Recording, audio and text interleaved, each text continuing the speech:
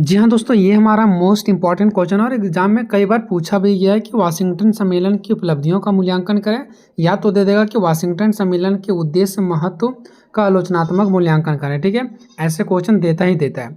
तो देखिए दोस्तों, मैं आपको कंप्लीट और बहुत ही आसान भाषा में, बिल्कुल सरल भाषा में समझाएंगे कि वाशिंगटन सम्मेलन होता क्या है। ठीक है, बहुत ही आसान है दोस्तों। आपको एक बार देखने के बाद दोबारा शायद हमको नहीं लगता कि फिर से देखना पड़ेगा। बस दो चार जो देश है उसका नाम याद रखना है, बाकी यूं ही आपको समझ आ जाएगा। देखिए दोस्तों, ये जो वाशिंगटन सम्मेलन है ना, वाशिंगटन एक जगह है जो कि अमेरिका के राजधानी में एक जगह है जिसका नाम क्या है, वाशिंगटन। ठीक है, तो अमेरिका की राजधानी को ही वाशिंगटन कहा गया है। और सम्मेलन मतलब होता है बैठक, यानी अमेरिका के राजधानी के एक जगह वाशिंगटन में ये बैठक हुआ था। और ये बैठक अमेरिका के राष्ट्रपति के द्वारा करवाया गया था, इसलिए क्योंकि जब पहला विश्व युद्ध हुआ था ना, तो उसमें बहुत सारे देशों को नुकसान हुआ था। क्योंकि जब लड़ाई लड़ने जाओगे तो नुकसान तो होगा ही होगा।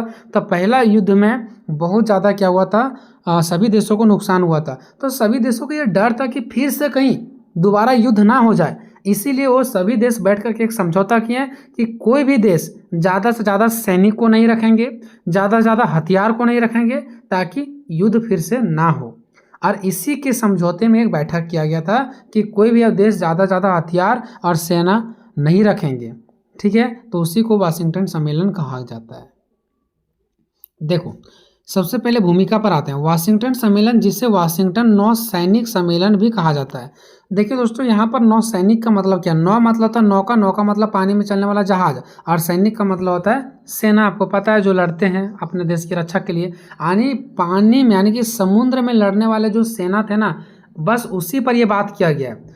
क्योंकि दूसरे सेना जो होते हैं, जैसे हमारे बॉर्डर वगैरह पर, उस सेना के बारे में बात नहीं किया गया। जो समुद्र में बड़े बड़े जो युद्ध पोतों आने के बड़े बड़े जो जहाज होते हैं, ठीक है, समुद्र में चलने वाला, उसके माध्यम से जो सेना तैयार किया जाता है और दूसरे देश पर हमला किया जाता है, उस सेना को कम करने की बात किया गया है।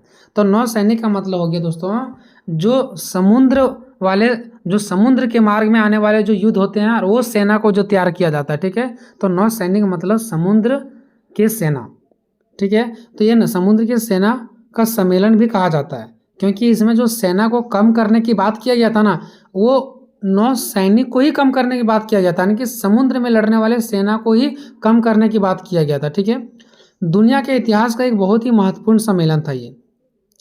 यह युद्ध को रोकने के लिए, ताकि फिर से दोबारा कभी युद्ध ना हो, और हथियारों की होड़ को कम करने के लिए। हथियारों की होड़ का मतलब हो गया दोस्तों, हथियारों को भारी से भारी संख्या में नहीं बनाना है। होड़ का मतलब ये भारी से भारी संख्या में। तो हथियारों की जो होड़ है ना, उसको कम करने के लिए बुलाया गया एक, ये क्या था, सम्मेलन था। हथियारों को कम करने के लिए सभी देशों को बुलाया गया था अमेरिका के राष्ट्रपति के द्वारा। ठीक है, और एक बैठक किया गया था, मतलब एक सम्मेलन किया गया था। बैठक मतलब ये होता है सम्मेलन। यह जो सम्मेलन था वो 1921 से 1922 के बीच हुआ था, और अमेरिका के राष्ट्रपति के द्वारा अमेरिका के ही राजधानी वाशिंगटन में आयोजित किया गया था। अमेरिका के राष्ट्रपति खुद ही बुलाए थे और अपने ही राजधानी वाशिंगटन में बैठाए थे, और सभी से ये अपील किए थे कि कोई भी देश अब ज़्यादा से ज़्यादा हथियार को नहीं रखेंगे, नौसैनिक को नहीं रखेंगे, लेकिन वो बस तभी प्रयोग करेंगे जब उसके ऊपर कोई संकट आएगा। ठीक है, बाकी का प्रयोग नहीं करेंगे युद्ध वगैरह को लड़ने के लिए। जब पहला विश्व युद्ध खत्म हुआ था, ठीक है, तो पूरी दुनिया तबाही देख चुकी थी कि जब युद्ध होता है तो क्या तबाही मचता है और क्या नुकसान होता है। तो फिर सभी दुनिया डर गए थे। ठीक है, सभी देश डरे हुए थे कि कहीं दोबारा ऐसा युद्ध ना हो जाए और फिर से दोबारा ऐसा हानि ना हो। लेकिन इसके बावजूद भी उस समय की बड़ी ताकत, देखो, उस समय सारे देश डरे हुए थे कि फिर से दोबारा युद्ध ना हो, फिर से दोबारा युद्ध ना हो। और सबसे ज़्यादा जो डरे हुए थे वो अमेरिका, ब्रिटेन और जापान से डरे हुए थे, क्योंकि यही सबसे ज़्यादा ताकतवर देश थे। तो उस समय सबसे बड़े जो ताकतवर देश अमेरिका, ब्रिटेन और जापान थे ना, इन्हीं सबसे ज़्यादा डर था। तो समुद्र में अपनी ताकत बढ़ाने के लिए बड़े बड़े युद्धपोत और खतरनाक समुद्र हथियार बनाने की होड़, यानी कि रेस में लगे हुए थे। देखो, उस समय जो सबसे ज़्यादा ताकतवर थे ना, अमेरिका, ब्रिटेन और जापान, ये तीनों ऐसा देश थे जो दूसरे पर कब्जा करने के लिए बड़े से बड़े युद्धपोत, मतलब समुद्र में चलने वाले जो जहाज होते हैं, जिसके माध्यम से सेना लोग क्या करते हैं, दूसरे पर हमला करते हैं। मतलब सैनिकों को समुद्री जहाज समझ लो, उसी को बोला जाता है युद्धपोत, बड़े बड़े समुद्री जहाज। ठीक है, निर्माण कर रहे थे ताकि कहीं युद्ध करना पड़े तो हम अच्छा आसानी से युद्ध कर सकें। साथ ही साथ खतरनाक हथियार भी बनाने के रेस में लगे हुए थे। तो दुनिया डरी हुई थी कि अमेरिका, ब्रिटेन, जापान ताकतवर देश है और ये अपने बड़े बड़े समुद्री जहाज बना रहे हैं, तो बड़े बड़े हथियार बना रहे हैं, तो इसको कम करने की जरूरत था। ठीक है, अब देखो ये भी बना रहे थे, अमेरिका भी, ब्रिटेन भी बना रहे थे और जापान भी बना रहे थे, लेकिन डरे हुए ये भी तीनों थे कि क्या पता अमेरिका पर ब्रिटेन हमला कर देता या तो ब्रिटेन पर अमेरिका हमला कर देता। देखो सब एक दूसरे से देखा सीखे बना रहा था। ब्रिटेन बना रहा था, अमेरिका को भी डर था कि कहीं हमारे ऊपर हमला ना हो जाए, इसलिए हम भी बनाएंगे। जापान को भी डर था कि कहीं हमारे ऊपर हमला ना हो जाए, इसलिए हम भी बनाएंगे। तो तीनों एक दूसरे को देखा सीखी सर अपने आप को रक्षा करने के लिए बना रहे थे। तो एक बार फैसला किया गया कि ऐसा कब तक करते रहेंगे, इसलिए बैठ करके समझौता कर लिया जाए। ठीक है, आगे देखिए, अमेरिका को लगा कि अगर इस रेस को नहीं रोका जाए, यानी कि ये अलगे रेस में बना रहा है, ये अलगे रेस में बना रहा है, ये अलगे रेस में बना रहा है, मतलब हम भी अलग रेस में बना रहे हैं हथियार, दूसरा देश भी अलग रेस में बना रहा है, इसको रोकने की जरूरत है। ठीक है, तो अमेरिका को लगा अगर इस रेस को नहीं रोका जाएगा, इस रेस का मतलब जो हथियार बनाने का रेस लगा हुआ है, इसको अगर नहीं रोका जाए तो बहुत ही जल्द दूसरा भी युद्ध हो जाएगा और दुनिया में तहलका मचेगा। इसलिए अमेरिका के कहने पर दुनिया के 9 बड़े देश, सिर्फ अमेरिका, ब्रिटेन, जापान ही नहीं शामिल था, जो बैठक करवाया गया था ना, उसमें 9 सबसे बड़े बड़े देश थे, जिससे डर था कि कहीं फिर से युद्ध ना हो जाए। ठीक है, वही सारे देश को बुलाया गया था और वाशिंगटन में बुलाया गया था, और वाशिंगटन में ये लोग इकट्ठा हुए और वहीं पर यह सम्मेलन होता है। जब वहाँ पर सारे देश बैठे उस सम्मेलन में शामिल हुए, तो वहाँ पर क्या कुछ बातें हुआ, क्या उस सम्मेलन में उद्देश्य हुआ, क्या था उसका उद्देश्य। ठीक है, तो उसका उद्देश्य को देखेंगे। तो इस सम्मेलन को बुलाने के पीछे मुख्य रूप से 3 बड़े उद्देश्य थे। ठीक है, तो फिर इसका कारण भी कह सकते हैं। अगर वाशिंगटन सम्मेलन का कारण भी दे देता तो भी आपको यही लिखना है। तो वाशिंगटन सम्मेलन जो बुलाने का कारण था, यानी उद्देश्य था, वो मेनली अगर मैं बोलूँ दोस्तों तो 3 था। एक, नौसैनिक हथियारों की होड़ को रोकना। नौसैनिक मतलब वही समुद्री सेनाओं को, ठीक है, समुद्री सेनाओं के जो हथियार जो लोग बना रहे थे ना, उसको रोकना। प्रथम विश्व युद्ध के बाद अमेरिका, ब्रिटेन, जापान के बीच बड़े और आधुनिक युद्धपोत बनाने की खतरनाक होड़ शुरू हो चुकी थी। यानी कि ये जो तीनों देश थे ना, वो आधुनिक युद्धपोत यानी कि नया टेक्नोलॉजी वाले समुद्री युद्धपोत यानी जहाज बना रहे थे, खतरनाक, और हथियार की होड़ शुरू हो चुकी थी, मतलब भारी मात्रा में वो क्या बना रहे थे, हथियार बना रहे थे। उनका उद्देश्य था कि इस होड़ को संधि के जरिए रोका जाए, यानी संधि मतलब वही जो बैठक किया गया था ना, सम्मेलन, उसी को कहा गया है। तो अमेरिका के राष्ट्रपति कहे हैं कि इस बैठक का मतलब यही है कि जो अलग अलग देश बड़े बड़े युद्धपोत जहाज को बना रहे हैं, हथियार को बना रहे हैं, इसको खत्म किया जाए, इसको रोका जाए, ताकि भविष्य में कोई नया युद्ध ना हो। दूसरा है प्रशांत महासागर और चीन में शांति स्थापित करना। उस समय जो सबसे ज़्यादा अलग अलग देशों का नज़र था वो प्रशांत महासागर पर था और चीन पर था। यही दोनों को लूटने में सारे देश लगे हुए थे। तो ऐसा लगा कि हर एक देश का नज़र प्रशांत महासागर पर और चीन पर है, तो कहीं आपस में फिर से लड़ाई ना हो जाए, क्योंकि उस समय जो जितने भी देश थे वो प्रशांत महासागर और चीन को लूटना चाहते थे। ठीक है, यहाँ पर हस्तक्षेप करना चाहते थे। तो यहीं इसी से बचाने के लिए ये जो सम्मेलन था वो लाया गया था।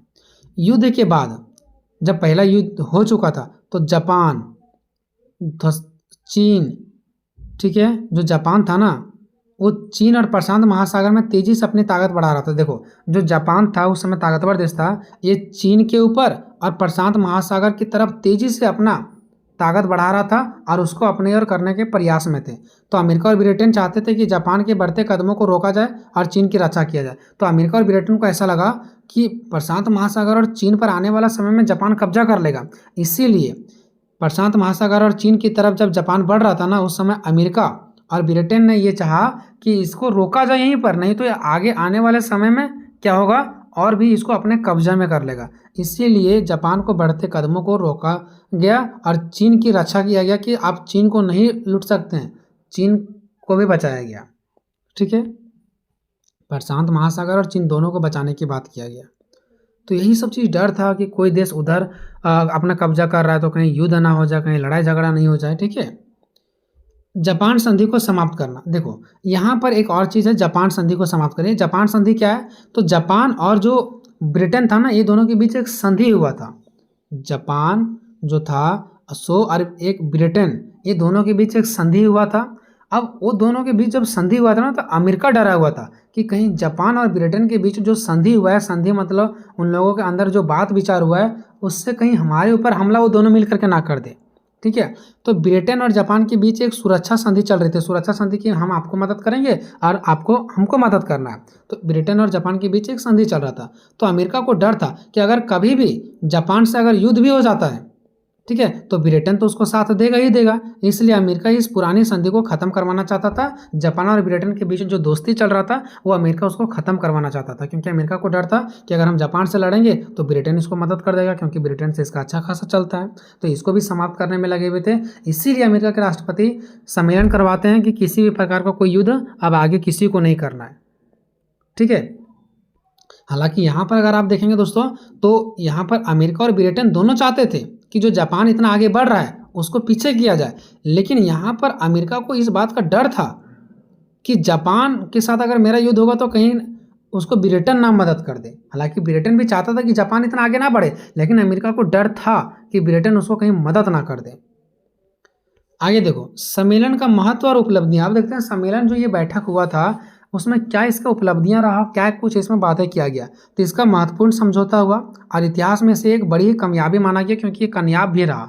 ठीक है, ये क्या रहा, कामयाब भी रहा। पहली बात तो 5 शक्ति संधि हुआ, उसके बाद 4 शक्ति संधि हुआ, उसके बाद 9 शक्ति संधि हुआ। याद रखना 5, 4 और 9 ये 3 शक्ति संधि हुआ। ठीक है, 5 शक्ति संधि मतलब 5 देश, 4 शक्ति संधि मतलब 4 देश और 9 शक्ति संधि मतलब 9 देश। ठीक है, देखो 5 शक्ति संधि हुआ, 5 शक्तियों की नौसैनिक संधि, नौसैनिक संधि हुआ, यानी 5 शक्तियों की नौसैनिक संधि। नौसैनिक मतलब समुद्री सेनाओं के बारे में 5 शक्ति। ठीक है, आप एक काम कर सकते हैं दोस्तों, ये जो है ना यहाँ पर इसको आप हटा सकते हैं। ठीक है, ये पॉइंट को हटा सकते हैं। ठीक है, सीधे लिखना इसके तहत अमेरिका, ब्रिटेन, जापान, फ्रांस और इटली, देखो 5 हो गया ना, कि युद्धपोतों के आकार और उनकी कुल संख्या का एक अनुपात तय कर दिया गया। देखो 5 देश, अमेरिका का, ब्रिटेन का, जापान का, फ्रांस और इटली, ये 5 देश कितना युद्धपोत को रख सकते हैं। युद्धपोत मतलब समुद्री युद्ध लड़ने वाला जहाज कितने रख सकते हैं, इसका अनुपात तय कर दिया गया कि कौन सा देश कितना अपने जहाज को रख सकते हैं, ताकि आने वाला भविष्य में युद्ध ना हो जाए। तो अमेरिका को कहा गया कि आप 5 युद्धपोत को रख सकते हैं, यानी 5 लड़ाकू जहाज को रख सकते हैं। ब्रिटेन को कहा 5 रख सकते हैं। जापान के पास 3 रखने की अनुमति दिया गया, क्योंकि जापान से ही उस समय सबको ज़्यादा डर था, तो जापान को 3 ही देने के लिए बोला गया। फ्रांस के पास 1.75 रखने की बात किया गया और इटली के पास 1.75 रखने के लिए बोला गया। अब आपको लग रहा होगा कि 1.75 कोई जहाज होता है क्या, जहाज 1 होगा, चाहे 2 होगा, चाहे 3 होगा, लेकिन ये सब अनुपात की बात किया गया। जब इसको हम लोग अनुपात से डायरेक्ट में आएंगे तो ये 1 या 2 या 3 जहाज निकलेगा। 1.75 कोई पॉइंट में आधा कट कर जहाज नहीं आता है। ठीक है, तो इसको 5 जहाज रखने की, इसको 5, इसको 3, इसको 1.75 ये अनुपात का बात कर रहा है, मतलब इतना रखने की अनुमति दिया गया। ये आपको याद रखना है। ठीक है, इतिहास में यह पहली बार था जब देशों ने खुद अपने हथियार कम करने पर सहमति जताई। यानी उस बैठक में हर एक देश कह रहा था कि हम कम हथियार रखेंगे, हम कम हथियार रखेंगे। ऐसे इतिहास में पहली बार हुआ जब कोई देश ऐसा अपना मुंह से खुद ही बोला हो कि हम अपने देश में कम हथियार को रखेंगे। तो ये हो गया दोस्तों 5 शक्ति संधि, यानी 5 देशों को किस प्रकार से अपने युद्धपोतों रखना है, यानी जहाज रखना है, कितनी मात्रा में वो तय किया गया। उसके बाद नेक्स्ट यहाँ पर देखिए, अब यहाँ पर देखिए दोस्तों क्या है।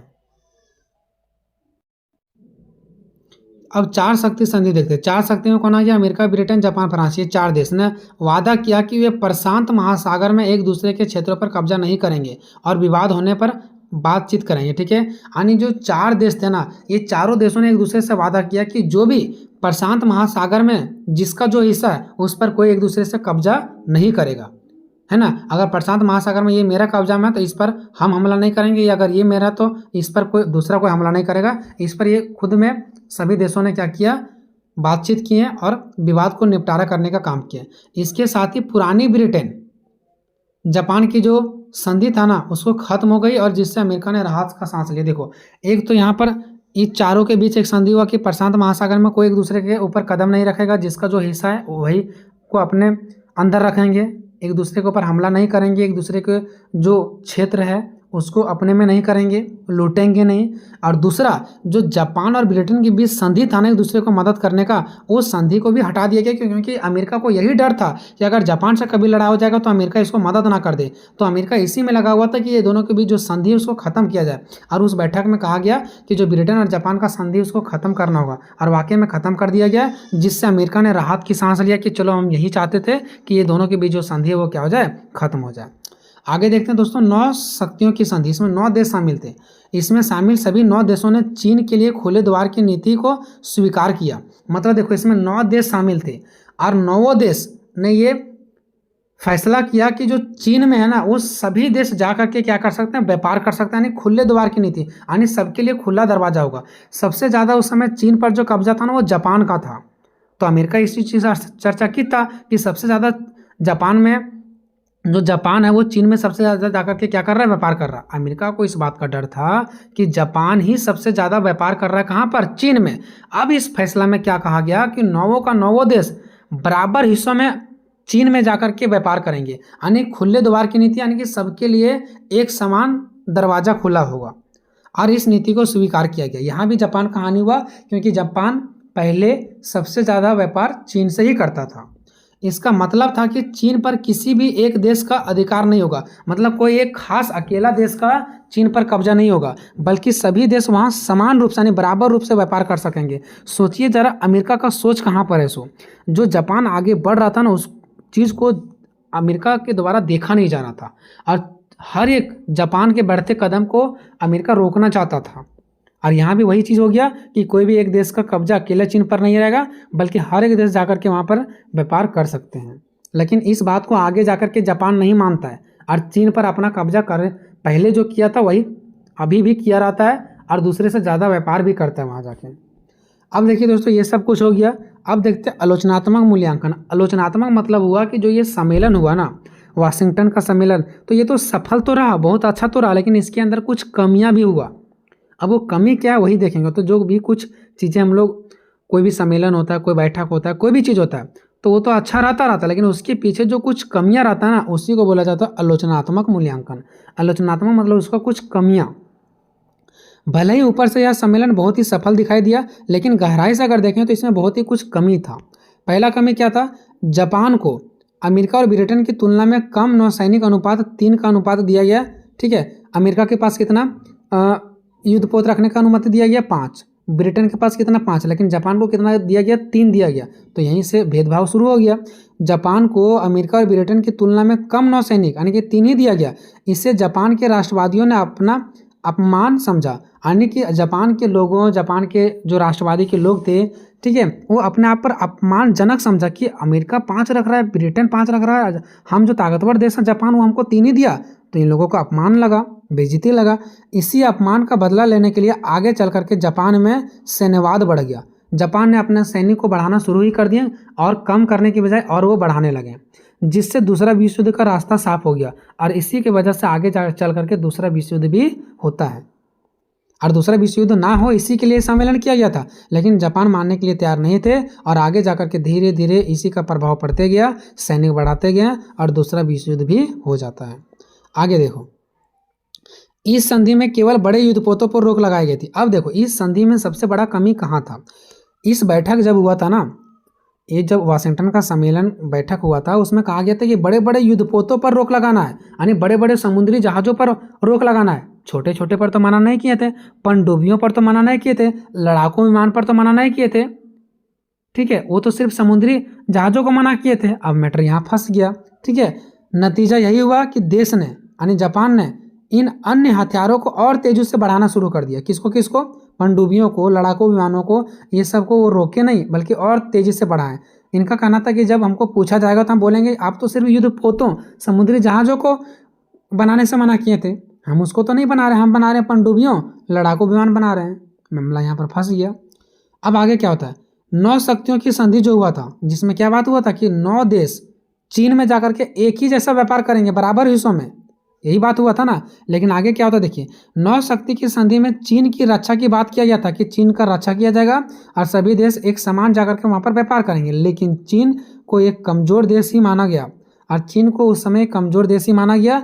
जो देश अपना अधिकार कर रखा था वह छोड़ने के लिए तैयार नहीं था। जो जापान पहले से चीन पर कब्जा कर रखा था ना, वो छोड़ने के लिए तैयार हुआ ही नहीं।